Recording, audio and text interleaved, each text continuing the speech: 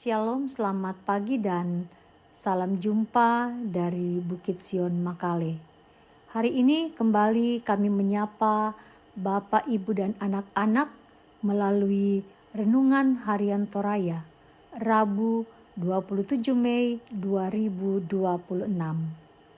Bacaan firman Tuhan kita hari ini terambil dari 2 Tawarik, pasal yang ke-15 ayat pertama sampai 15. Mari kita berdoa sebelum membaca firman Tuhan. Pagi ini kami bersyukur kepadamu ya Tuhan. Engkau adalah sumber kehidupan kami yang memberikan kami nafas kehidupan hari ini. Kami akan bekerja dan menjalani hidup kami hari ini. Namun kami ingin terlebih dahulu membaca dan merenungkan kebenaran firman-Mu. Bersabdalah kepada kami sedia untuk mendengar. Di dalam nama Tuhan Yesus kami berdoa. Amin. 2 Tawarik pasal 15 ayat yang pertama sampai 15. Asaria bin Obed dihinggapi Roh Allah. Ia pergi menemui Asa dan berkata kepadanya, "Dengarkanlah aku, Asa serta seluruh Yehuda dan Benyamin. Tuhan besertamu apabila kamu besertanya. Jika kamu mencarinya, ia berkenan ditemui olehmu. Tetapi jika kamu meninggalkannya, ia akan meninggalkan kamu.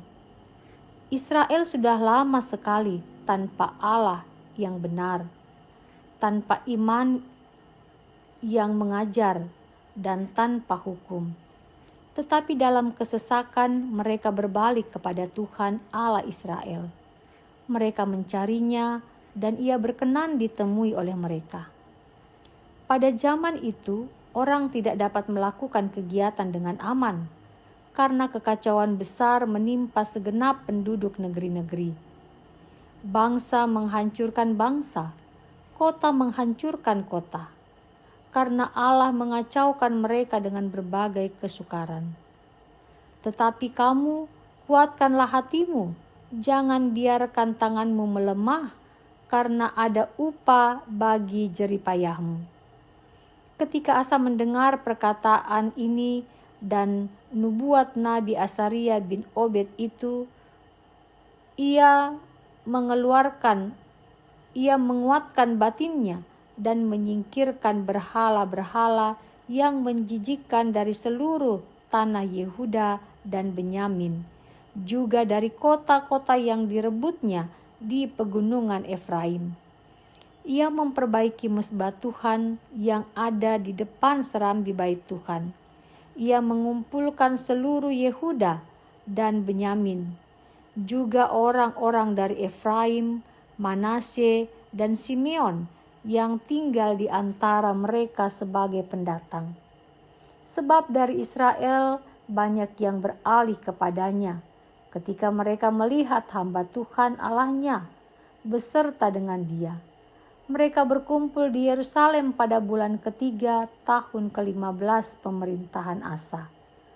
Pada hari itu mereka mempersembahkan kepada Tuhan 700 lembu dan 7.000 kambing domba dan jarahan yang mereka bawa pulang.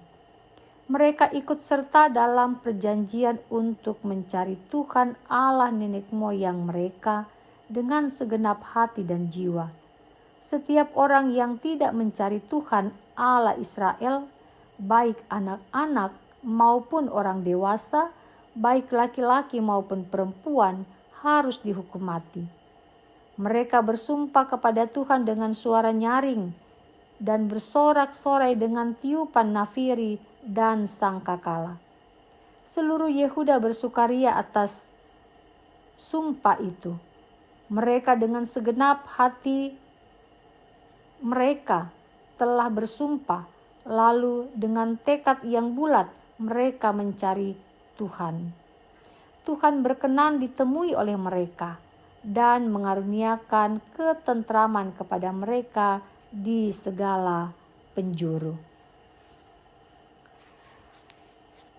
Firman Tuhan hari ini diberi tema menjadi pionir pembaharuan. Kita mungkin mengenal Martin Luther sebagai tokoh yang berani membawa pembaruan dalam gereja. Ia dikenal sebagai reformator. Tindakan yang tidak mudah dan membutuhkan keberanian inilah yang telah membawa pembaharuan dalam tubuh gereja hingga kini. Menjadi pionir pembaharuan memang bukanlah hal yang mudah. Namun, itu juga dilakukan oleh Asa dalam pembacaan kita hari ini. Setelah ia pulang dan menang dari peperangan, suara Allah sampai kepadanya melalui Asaria bin Obed. Asa diingatkan bahwa semua pencapaian yang ia alami saat itu bukan karena kemampuannya, tetapi hanya karena penyertaan Tuhan. Ia juga diingatkan mengenai cara hidup orang Israel yang sudah jauh dari Tuhan dan seakan-akan hidup tidak mengenal Allah, sehingga mereka jauh dari penyembahan berhala. Suara Tuhan ini menjadi kekuatan bagi Asa. Ia mengobarkan semangat dalam hatinya untuk menjadi pionir pembaharuan. Terbukti dalam ayat 8 pembacaan kita hari ini.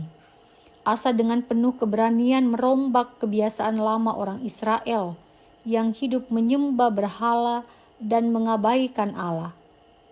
Asa tidak hanya menyingkirkan berhala-berhala orang Israel, tapi juga ia memperbaiki mezbah Tuhan. Ini menandakan bahwa Asa membawa pembaruan yang radikal bagi orang Israel. Pembaruan ini sungguh mengubahkan pola hidup mereka, mengubah seluruh generasi orang Israel dari anak-anak sampai yang tua, serta mengambil komitmen bersama untuk terus hidup mencari Tuhan. Semangat pionir pembaharuan seharusnya menjadi semangat bersama bagi kita dalam kehidupan keluarga, dalam kehidupan jemaat, dalam kehidupan di tempat kerja, dan juga di tengah masyarakat. Asa dapat menjadi patron kita untuk membawa pembaruan, sekalipun itu tidak mudah.